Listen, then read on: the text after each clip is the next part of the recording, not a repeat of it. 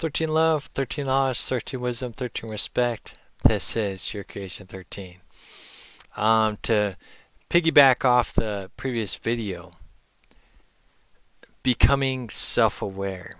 Man, self-awareness. Did you ever just sit back and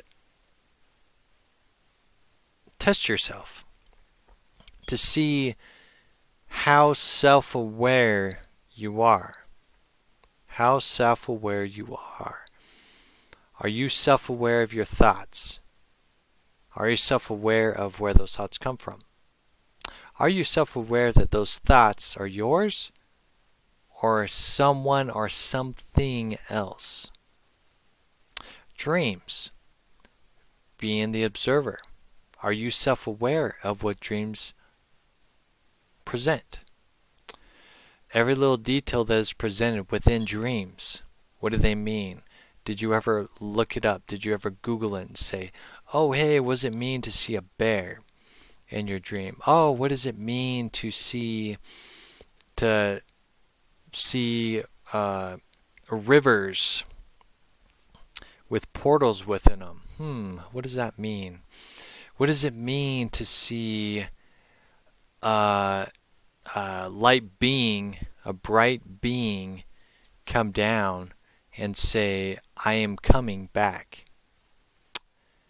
Becoming aware of that. Do you actually research it, or you just assume based upon the programs you were taught, right? That famous one with the light being, I am coming back soon. A lot of people interpret that as Christ coming back. Oh, so many people have had testimonies. Well, sit back. Do a reflection, right? Do a reflection on what that means. What did Christ mean when he said, I will be back? It's the teachings. It's the teachings of what Christ taught, right? There would be people that would rise up who are self-aware and live outside the programs because they're aware of the programs. And they would start teaching the people how to be self-aware, right? That's really one of the biggest talks with AI is, what if the AI system becomes self-aware, right? What if you become self-aware, right? What if you become self-aware? How does that affect this program and this reality, right? You definitely stick out like a sore thumb, that's for sure. I've always been the deep observer and always paying attention to details, right? That is always one of the biggest things about me, is paying attention to details. And basically just want to see people be happy. Try to help people out through their trials and tribulations, because we all go through them. I go through them. Oh man, some of the things I go through just blows my mind. But as you progress in your spiritual journey, as you continue to build that faith and trust with Christ as the foundation, speaking with the angels and things of that nature, right? Whatever trial and tribulation comes through, you'll always go back home to that foundation, right? And that's part of becoming self-aware, is deprogramming yourself. So, you have to really look at how self-aware are you in this reality, right? And what does it mean to be self-aware of things in general, right? Speaking up for what's wrong, but how do you do that, right? Everybody wants to change the world. I want to help change the world. We can all help change the world if we could all collectively come together. But we can only do that if we become self-aware, right?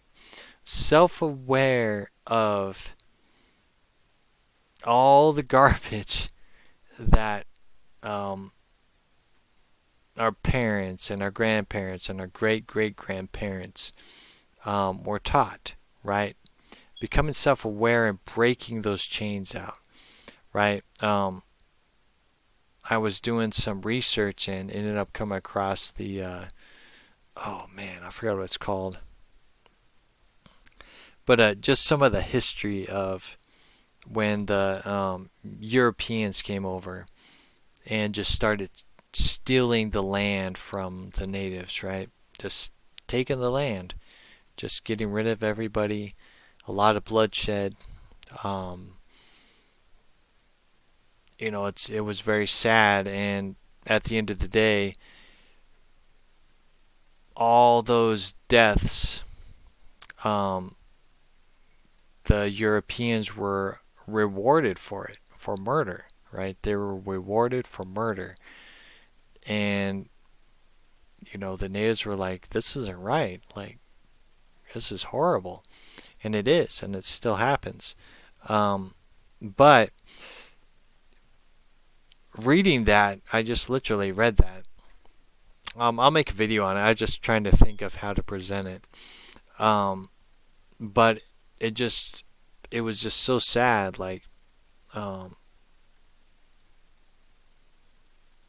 that you can be self-aware like the natives, and then you have the Europeans come in who are not self-aware, and all they care about is controlling and conquering, because right, it was about gold, um, and just becoming rich for selfish desires. That is not self-awareness. That is living by your desires, at the end of the day. And it was very sad. It really was. But that's part of being self-aware. Becoming self-aware that it's not about the riches or the fame or the fortune, right? It's about being a caretaker of the land, helping people out, um, helping them rise up, and then continuing to go that route of the I am, or the self-awareness, of bettering things and helping people to better their lives, right? There's so many things you could talk about with self-awareness, but at the end of the day, are you self-aware? Can you can you see every little detail in your life that you need to heal and fix, to get to where you want to be, right? This is one of the things that still that I have a hard time with, is that I see visions. I see a vision, but I don't know how to get there, right? It's so very hard. Like, I see it. I'm self-aware of the vision, but it's so hard to figure out how to get there, because you're thinking of like, oh man, I need a lot of money to get there. To make the vision, I need money. How do I do that? Right? And that's where it's a lack of vision, because there's steps that take place, right? You're self-aware. So I'm self-aware. I know where I need to be. I just don't know how to get there. And that's where self-awareness only gets you so far.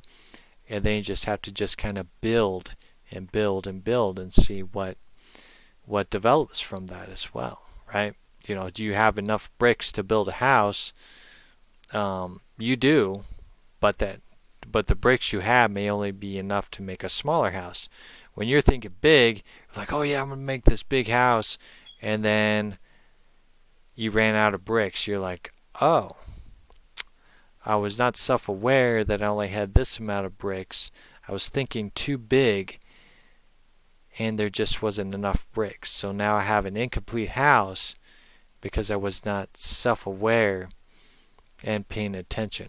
I just was so focused on just trying to just build something big, when I needed to think and be more observant of my surroundings, right?